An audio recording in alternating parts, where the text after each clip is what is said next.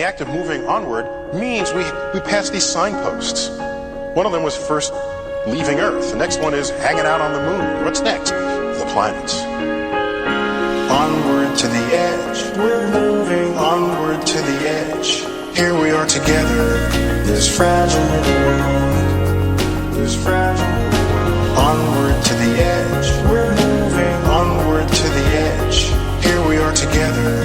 This fragile little world.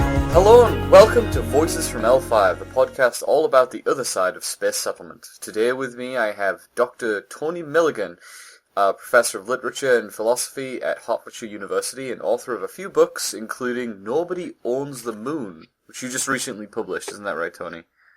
Yeah, I'm just a doctor, I'm not professor, and it's just philosophy. So. I've been too long over here in the US. Pretty much everyone gets to call themselves a professor no matter what they do. No. So, I don't want to jump ranks.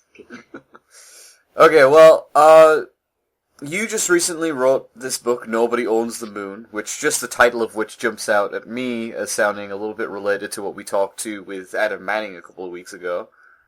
Yes. You want to talk a little bit about that? Tell us what that's all about? Yes, I guess the idea in the background here is that when you talk about the moon, you're not just talking about a quarry or some real estate. You're talking about an object which has tremendous cultural significance for a large number of humans, and something which may be subject to certain kinds of ethical considerability in its own right, in the way that, for example, we might think of Ayers Rock as considerable, or we might think of the Grand Canyon as considerable. Somebody, say, wanted to go to Ayers Rock and to quarry it all out, to make chips for driveways and so on. We wouldn't let them.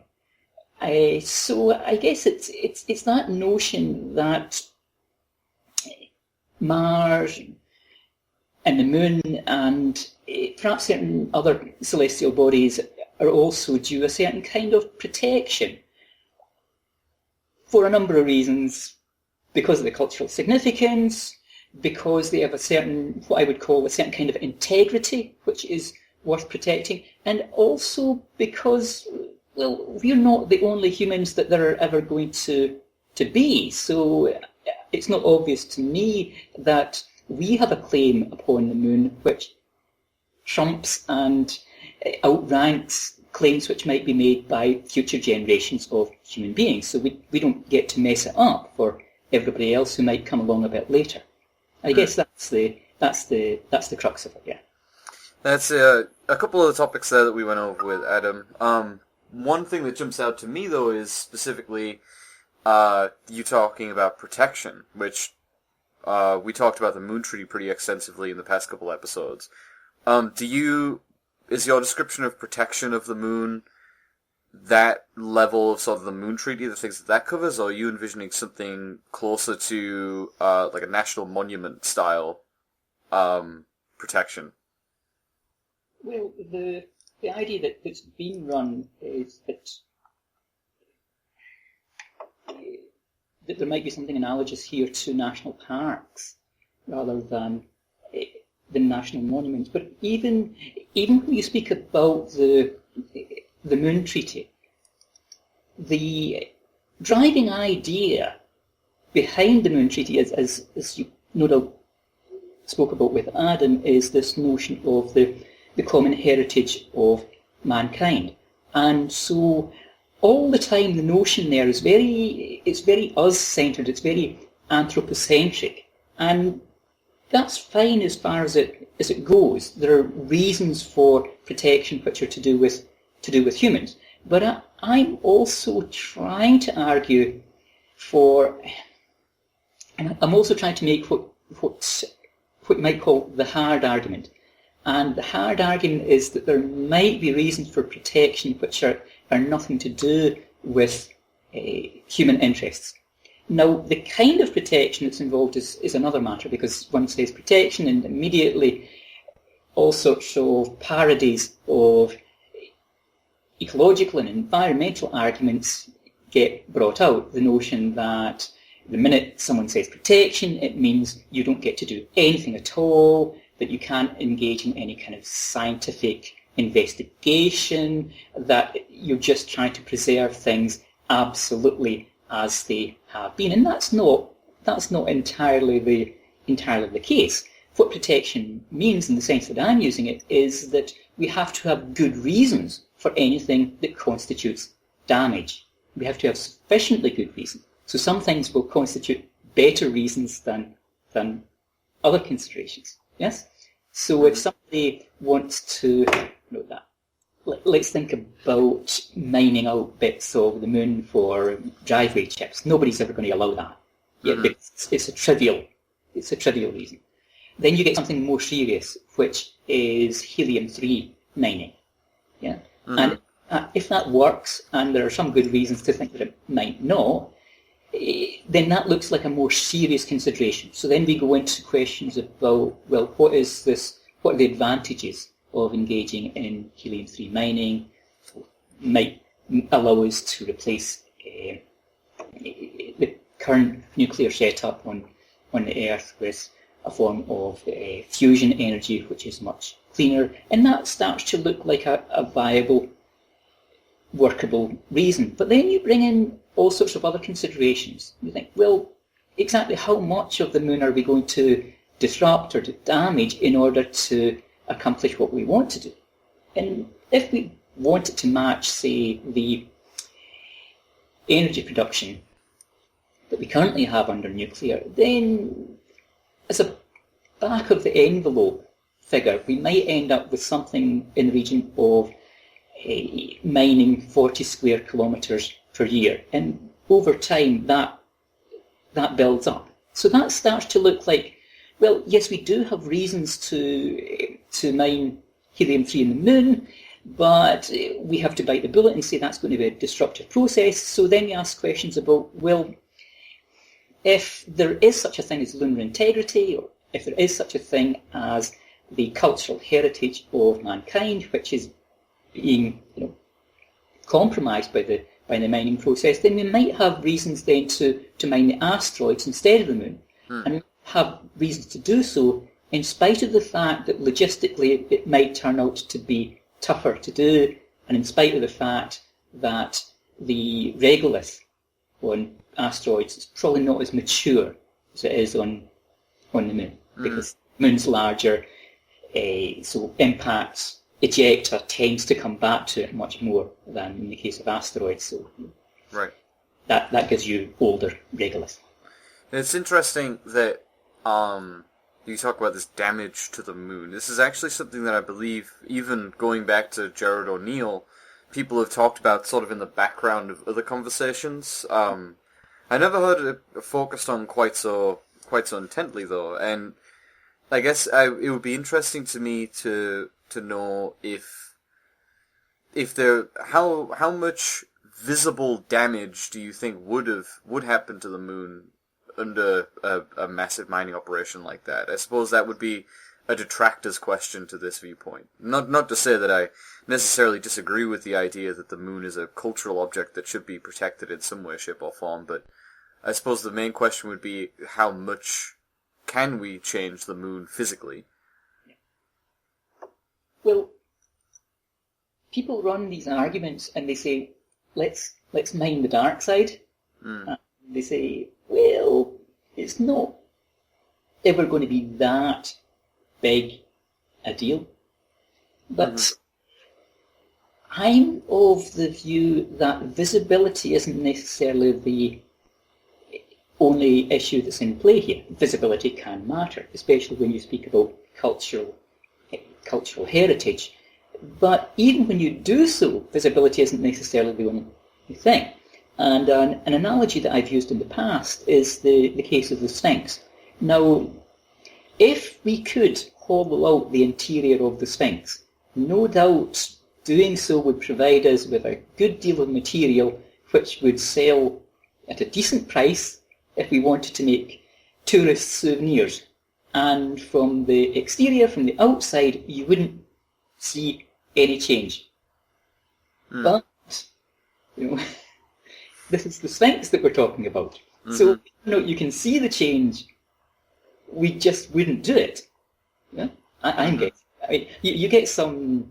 You get some free marketeering libertarians who say, yeah, I'm all for that. That's fine. But I think they're very much in the minority over this. Hmm. Yeah, I think that makes a lot of sense. And I mean, what I was just trying to get a hold of is what this concept of damage might mean to you, and in this viewpoint that you hold. Is it I suppose that analogy of the SIG sort of sums it up. I mean, it's not necessarily just what we can see on the outside, but the idea that we've changed this part of our cultural heritage, arguably for the worse, permanently, is something that we should consider when we go forward with these projects. This is sort of a side question, and it's a little bit of a tangent, but how do you feel in this context about the way that we have affected near-Earth orbit with satellite and space junk? Yeah, we've done some very unwise things, especially in the early days, in the 1960s, sending up loads of the little copper needles in order to improve communications system. Very unwise. And again, this is a matter of intergenerational justice. We're not the only beings who are in play here. Do we really want to? Do we really want to be the ones who create permanent problems for human beings safely getting into orbit? And I think no. I think in retrospect, people feel that it was all done in too uncontrolled a manner and without any reasonable foresight. So now we have all sorts of plans for capturing space junk, and half of the plans seem to involve doing things that are likely to generate even more space junk. So things such as zapping what's there and blowing it up, and all sorts of weird things. It's kind of dodgy. Yeah. I agree. Now, I wonder if maybe as a middle ground between full-on national park protection level for the moon and libertarian go nuts and have a good time on the moon, there's a model that some logging companies use where they sort of have to leave an area that they log at least as well preserved as they sort of turned up to it. I wonder if there's something that we could do for the moon where we have to preserve and restore areas of it as we use it that we could set up in advance of people mining there. And that might alleviate some of these issues of having the moon permanently scarred, so to speak. Well, if we do mine, then we should certainly do something of that sort. But it is problematic because the terrestrial precedent for this is not good. You start out protected areas, and the protected areas get smaller and smaller, and then you find that there is some resource in the protected areas that you want, and then if you try and protect the protected areas, you get called a Luddite and all sorts of things, and it's just not a good story. So we have a bad track record. Maybe people who are ethically more reliable than us could run that strategy. I don't think that we could.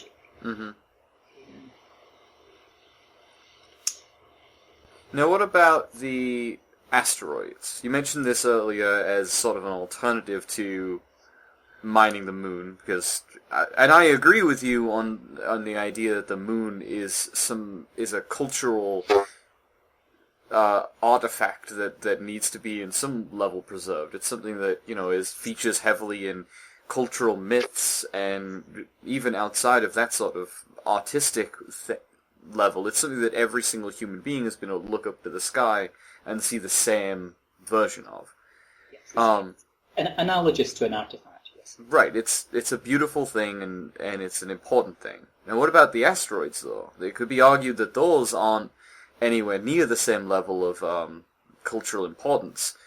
And would they, in your mind, would they be okay to exploit as deeply as possible, or do you see those as also needing some level of protection? Well, my grounds for protection are several. One of them was the cultural significance. In the case of the asteroids, that's not going to run, except perhaps you speak about asteroids which are in orbit around Mars, and they are arguably part of a system, which is the Mars system. So they inherit the entitlement to protection that Mars has. But for most cases, cultural significance isn't going to work, and symptomatic of that is that we tend to give numbers or codes to asteroids, but we name planets. So in a certain sense, the significance to us of celestial objects is roughly indexed by the fact that we call things by names. Mm-hmm.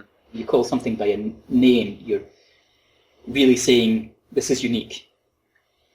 There aren't several of these. There is not a multiplicity that we can use and then keep some in reserve. Right. But I also want to run an argument about integrity of objects, which is a non-anthropocentric argument, and it's the hard argument, the argument that even though certain objects don't have any special cultural significance to us, they should still be respected in certain ways. Now, I can run that off. I will get to the asteroid thing in just a second. I run that off of the case of an object that does have cultural significance, and that's Mars. Yes? Mm-hmm. One of the reasons for protecting Mars is the cultural significance that it has. But when you think about the Valles Marineris, or when you think about Olympus Mons, the largest volcano in the solar system, the dramatic landscape, and all of those considerations, then it's not the kind of place that you really want to go mucking about with. It does have those features which are analogous to Ayers Rock, and even if Ayers Rock didn't have the cultural significance that it does have, we probably shouldn't go mucking about with it in any case. Now, on the grand scale, when it comes to planets, then you can see that uniqueness and the structured integrity which they have, even in cases when they don't have special cultural significance. But when you get lower down the scale, that becomes harder to see, I think. Mm-hmm. Yet not in all cases. So when we speak about asteroids, I think we have to differentiate between cases such as Ceres and Eros, yes, and kind of much more mundane stuff, which is not particularly distinctive, doesn't really have a particularly unique history, and cases where one asteroid looks of a particular type looks pretty much the same as another asteroid of the same type, so you don't get the distinctiveness. So in those cases, I'm then worried only about two things. One is, well, both of them are really problems of containment. One is, well, if we mine these, or if we draw resources from them, is this a stepping stone to unconstrained forms of resource exploitation, both in cases where there should be protection? So I'm worried about containment of off-world impact, but I'm also worried about containment of terrestrial impact, because if you go, say, and start mining more platinum group metals than we have on the Earth in total, and then you dump them on the market, then you've got a economically and socially dangerous situation. Indeed, it's something that I think there's been an article going around the last couple of weeks that talk about how one asteroid's mineable worth would eclipse all of Great Britain's GPD, and it's being posted around without absolutely any amount of irony as some sort of a good thing, as if suddenly dumping Great Britain's GPD onto the world market would be a totally good thing to do. Martin Elvis, who's the senior astrophysicist at the Harvard Smithsonian, I was speaking to him last week, and he was making a comparison with the case of Spain and silver in the early modern era when the New World was being opened up, and everybody remembers that Spain became tremendously wealthy, and the economy was based upon precious metals coming from the New World. And they kind of forget, this was something that Martin pointed out to me, that the Spanish crown then became bankrupt when vast amounts of silver started coming back from the New World, collapsing the market upon which the Spanish state had come to depend. So we don't want to do anything that is economically and socially reckless, and that includes the sudden dumping of vast amounts of expensive metals on the world market, and we don't want to do anything which is going to have detrimental effects in terms of social inequality. We don't want the sudden acquisition of super wealth in the hands of an elite, although I think that's less likely because the margins for asteroid mining are not as good as people have been suggesting, at least for the foreseeable future. Yeah, those launch costs still make sure that it's not quite the bountiful infinite riches that people would like to think it is. You have to find an asteroid that's worth mining as well. Mm-hmm.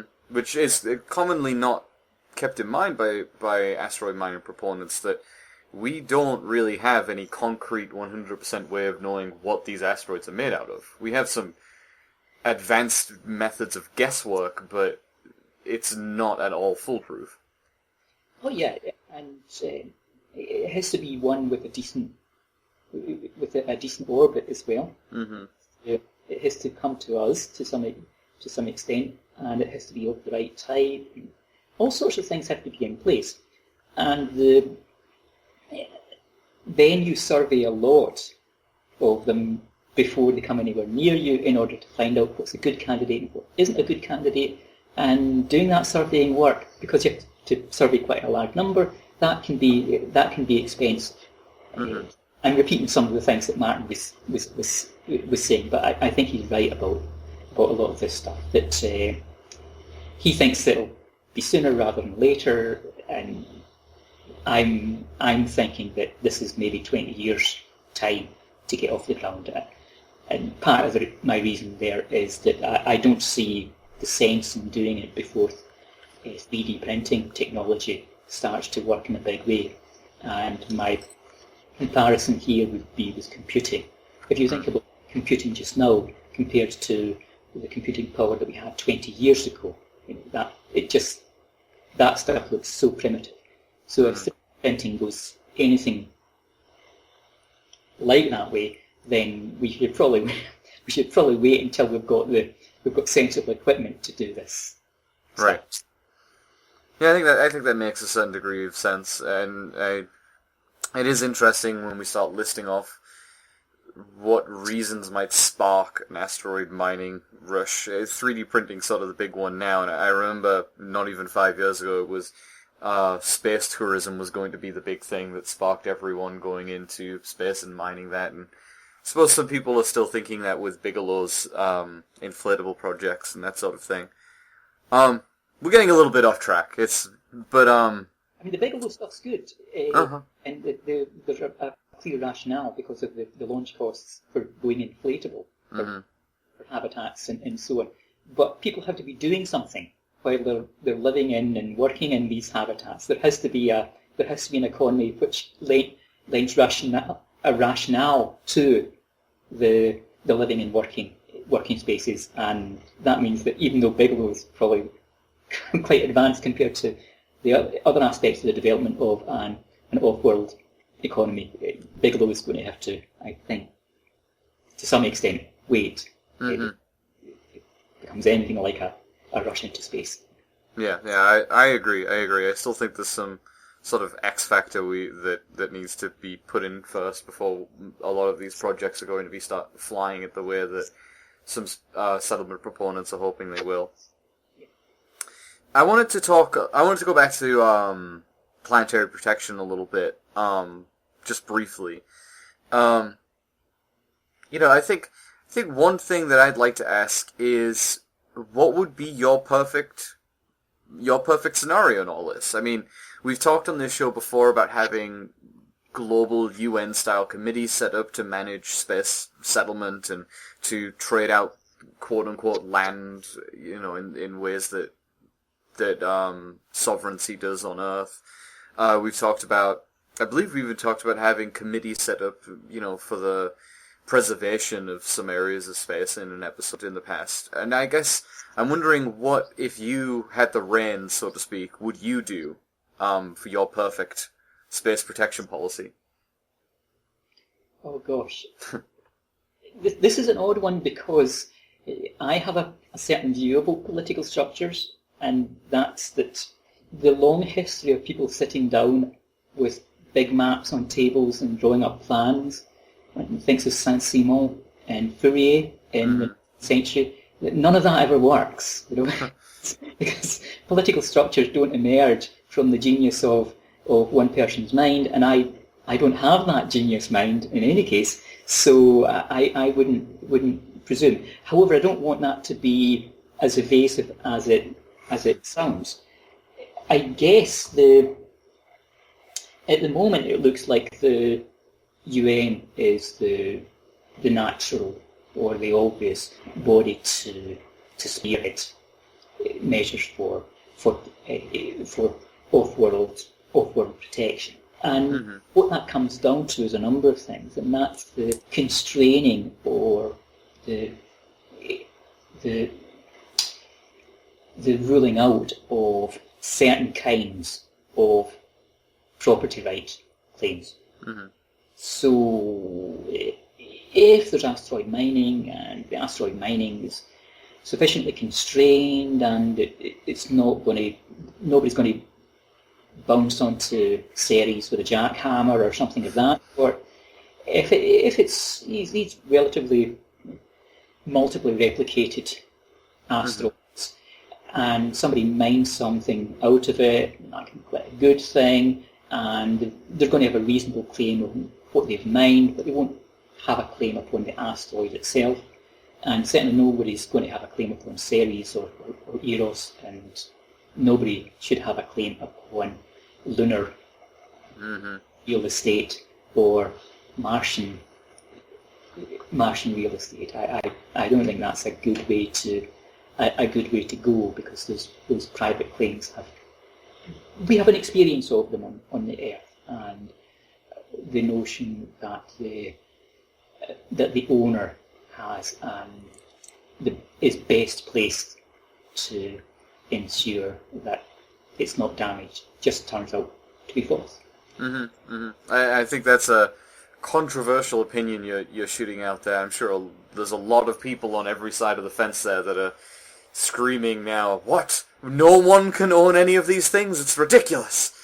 But I don't think that it's that far-fetched to point out. There was an episode we had earlier where it was pointed out that we often think about space and how space is going to work as if it is just another place like Earth, as if the systems that we have on Earth are best suited to being in space. But I think, and part of that is how we handle property and how we handle borders and boundaries and sovereignty, and I think that it's not ridiculous at all to imagine that a different viewpoint of this might work better for space.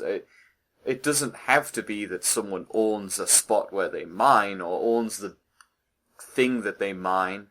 It makes a great deal more sense in a lot of ways that they simply own the products of that endeavor rather than the land in and of itself. And there's absolutely no reason why we need to have them own the land just because that's how it works on Earth. Arguably, the only reason it works like that on Earth is because a couple thousand years of history of kings and landowners precede it. And because we had because of the triumph of the West as well. Yeah, true. It's true. Property rights became tremendously important during the colonization process. we have a concept of property and they don't, and they don't have a concept of property means that we are entitled to seize and to grab and all of those things. So it's historically contingent that property rights have that significance. Now, we're not saying get rid of property rights on the earth, because you've got a lot of history going against that. But we have to bear in mind as well that property isn't what people believed it was in the 1700s, which is this absolute claim of entitlement that no one can impede and obstruct. That's simply not the case. If you live in a listed building, there's a vast of things that you can't do.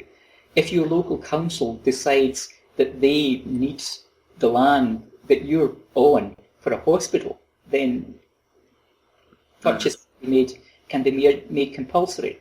If the military want to use a particular area, then you can be chucked out of it. There are all manner of constraints upon property rights. So it's not this pristine entitlement. It's heavily hedged in, even down here on the earth. Furthermore, what I'm describing is pretty much the current legislative framework. The framework just now established by the 1967 treaty, and the understanding of that by the Moon Agreement is that no one can own these objects because they are the common heritage of mankind. And the thought then is that, well, we'll just put something else in place of that. And that's harder to run on an international level. You can get Congress maybe to pass something saying that our people have an entitlement to make these property claims. But if you want to go international on this, if you want to work as part of a consensual community, it's going to be much tougher, because reflect upon the circumstances under which the initial agreements came into place, back in '67, and that's before anybody had gone anywhere, before anybody had landed on anything, and everybody was a bit edgy and unsure about how it was going to look in 10 years' time. So they all, under that pressure and due to mutual fear of one another, they agreed that, okay, none of us gets to make any property claims here, and that's going to protect all of us.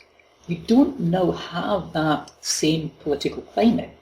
Getting an international agreement which is all of the main players in space-related activity signing up to it is really, really tough. You may be looking at a future in which there are bilateral agreements and partial agreements that various powers respect, rather than anything as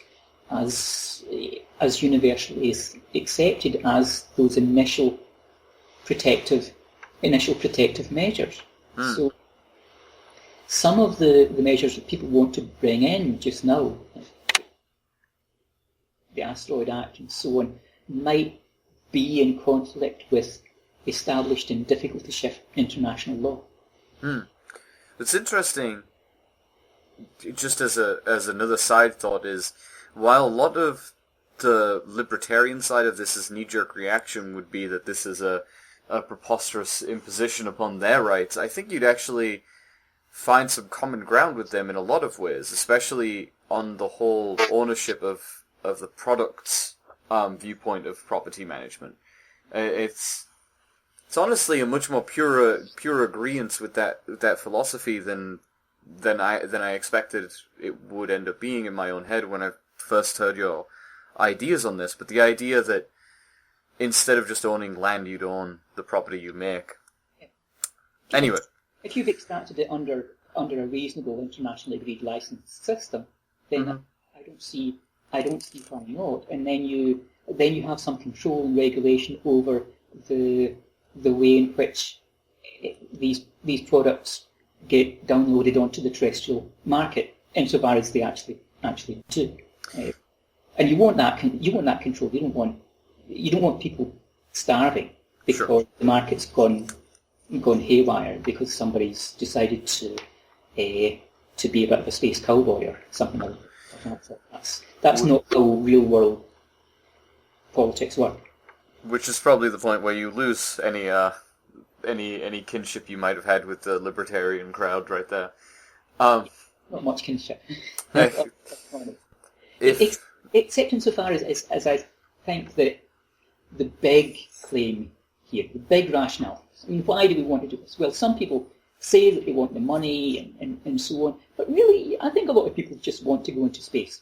Then there's a question about, is there a rationale for that? And I think that there is. That we have.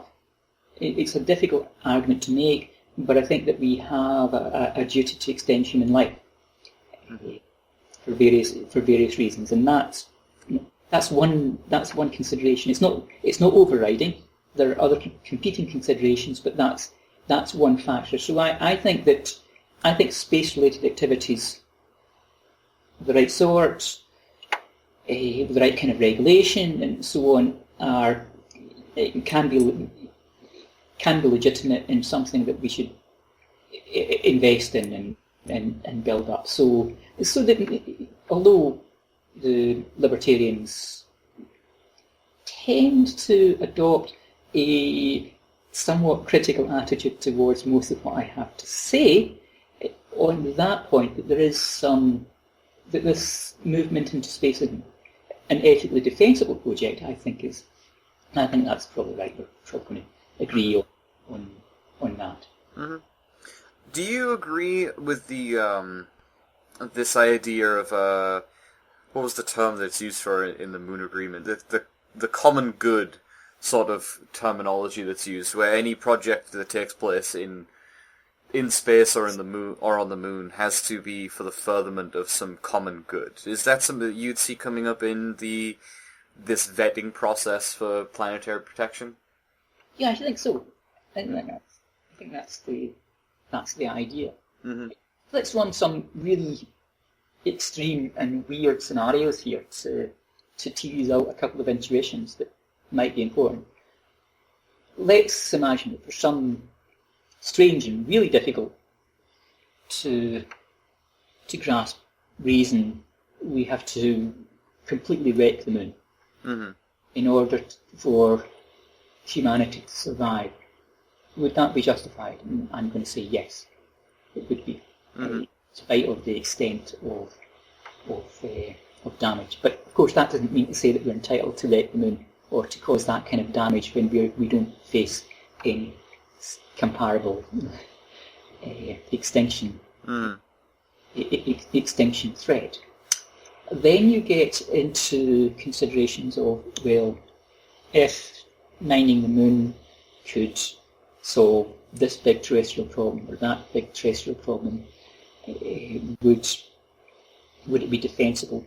Well, if the problem's big enough, then it probably would be. I think it probably would be defensible.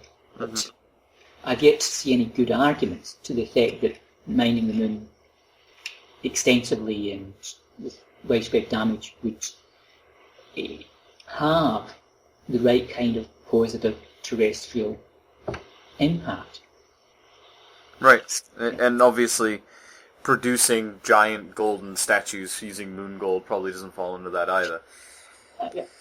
If we could, for example, and here it's not just a human consideration, but a consideration about life on Earth. If we could solve the problems of global warming by wrecking the moon, that would be a decent. That would be an understandable. That's it. But the thing is that we can't. Right. So I want the justification. I want to know what's the ethical payoff rather than what's the commercial advantage to some private individual or group of individuals. I want it to be a larger payoff, either for the terrestrial ecosystem or for humanity. So then that the common interest does then then kick in. I want to know, rather than someone saying that, well, commercial activity just generically benefits human beings, because I'm going to say, no, it doesn't. It benefits some human beings and it harms others, but that's always been the historical pattern of how it operates. Yeah, I strongly agree with you on that point of view. So we've covered the moon, we've covered a little bit of Mars, we've covered the asteroids. I guess before we finish off, I want to ask a very sort of far-flung question about how far does this philosophy of planetary protection extend for you? Do you see this as something we should apply to every orbital body in the solar system, or even further beyond that? Should we be protecting Alpha Centauri as well, or...? At the moment, we don't have the means. Sure. We don't have the way. You can't. I'm guessing that that's a wee bit. But we have to. Okay, cultural significance arguments are going to take you only so far, because there's only a certain number of celestial bodies that have the relevant kind of cultural significance. Mars and the Moon obviously do, but when you reach out towards the edges of the solar system and beyond, then you're really not talking about bodies that in most cases have that level of significance. So then arguments about integrity and planetary integrity start to kick in. But large numbers of these bodies are distinctive and unique places with histories of their own. And I'm going to say then that if we do ever manage to reach out beyond the solar system, or even out to the edges of the solar system, then we should think about what that's going to do to us and the kind of people that we want to be. And the kind of people that do we want to be, and do we want to encourage others to be beings who regard the entire universe as something at their disposal, as a giant quarry or something of that kind, or do we want to be and to encourage others to be the kinds of beings who can respect the distinctiveness and the uniqueness of environments which have distinctive histories and certain kinds of integrity of their own. So this doesn't mean hands off, but it does mean that if change A is in keeping with the history of planet and change B is not, then that gives us a reason to affect change A. An obvious example of that would be in the case of Mars. The fact that Mars had lots of surface water once upon a time is a reason, I think, that many of us are sensitized to and ready to appreciate. That gives us a reason to think that the reintroduction of surface water to Mars under conditions of certain sorts of localized terraforming and so on might be more defensible than would be the case if there had never been surface water on Mars. In a certain sense, it's in keeping with the history of the place, and so there's certain notions of respect for place which come in there, and the absence of a sense of respect for place has, I think, been damaging terrestrially to the Earth, and it's been damaging to humans as well. So I think we ought to encourage that sense of respect for place. Dr. Milligan, you've been a fantastic guest. A lot of really interesting stuff, a lot of controversial stuff, which is always nice. Do you have any parting words? Anything you want people to check out before they go? Nothing really. I suppose just a plug for the book, Nobody Owns the Moon, The Ethics of Space Exploitation, which is published by McFarland. Thank you, Liam. You've been a wonderful and gentle host. Thank you. Take care now.